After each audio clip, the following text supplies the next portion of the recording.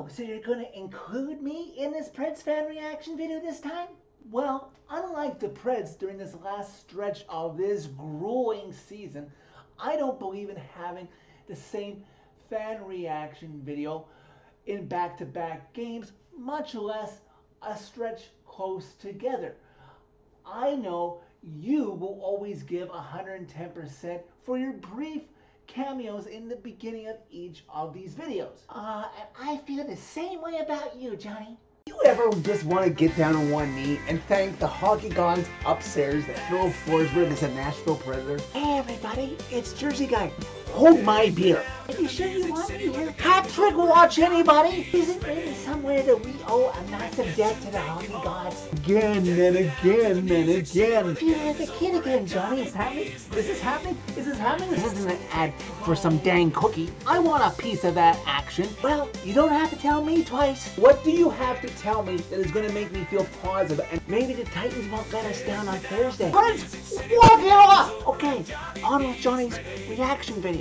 Redemption take you home. Here we are again.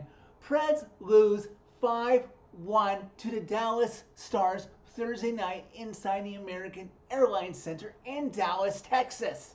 Do I calmly, therapeutically talk this through, or do I go yelly, yelly, smashy, smashy, just like I did Tuesday with the loss to Columbus, or do I give a little from column A, a little from column B? Don't worry, Johnny. Just 6 more games left to go this season. You're not going to have to take your beating heart out of your chest again much longer, getting angry with this team's pathetic performances. I should have had a feeling early on that this thing was not going to go to Preds' way when the officials somehow confused Luke Evangelista and instead of naming Michael Bunting for a high stick on Sam Steele. It took a replay to show, oh, sorry, Luke, it was actually Michael Bunting. Oh my God, did Michael Bunting have a bad game. 8 minutes in penalties, 20 minutes overall through the 12 games he's played since the Preds acquired him. And, let's just get the pleasantries over with, out of the way early, because if the Preds had built more goodwill off of the start they had in the first period when they outshot the Stars 17-5 and had no score to show for it, that should have been also another sign of, yeah, this isn't going to be the Preds' night in the long run. And though they went up 1-0 in the second period 4 minutes in with Stamkos' latest tally, they didn't build from it. And it ended up costing them because before the Stars would tie it, late in the second period, the Stars were coming on. And by the end of the second period, they outshot the Preds 10-9 in that second period, leading to, of course, former Pred Mikael Granlund with a tip shot off of former Pred Matt Duchene. You see a pattern here? Taking a shot, Granlund tipped it, and the Stars considered themselves very lucky and fortunate after how they played through the first 40 minutes to finally be tied with the Preds. And I'm sure in the locker room, in retrospect, the Stars were like, maybe we should stop playing with our food. We're a playoff team. They aren't. Let's put the pedal to the metal in the third period and get this over with and shoo this team back to Nashville.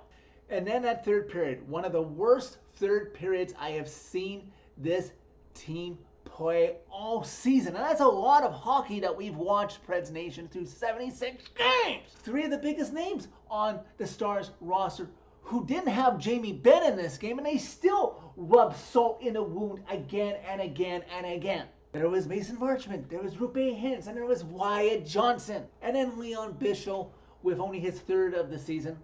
Maybe I should memorize that name a lot more. Maybe he'll develop into something good with Dallas for good measure to make it 5-1. And it wasn't just the fact of them scoring. It was how they were scoring. It was breakaways given up. It was 2 5-hole goals that Justus Annan, who was in net for the Preds in this game. I hope UC Saros gets the net back in Nashville against Montreal on Sunday. It was the defensive lack of effort by Andreas Englund and Justin Barron. Two people I could do without on this roster next season.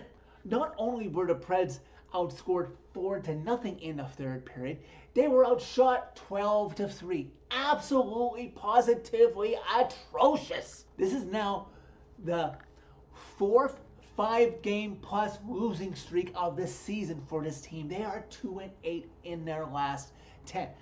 The one good thing out of this is getting them closer and closer to locking up at least third, maybe if they're lucky, more of the draft lottery odds going into the lottery once the season is over. With this loss, that means any combination of 5 points earned by teams ahead of them in the standings will secure the Preds with at least the third best odds going into that lottery.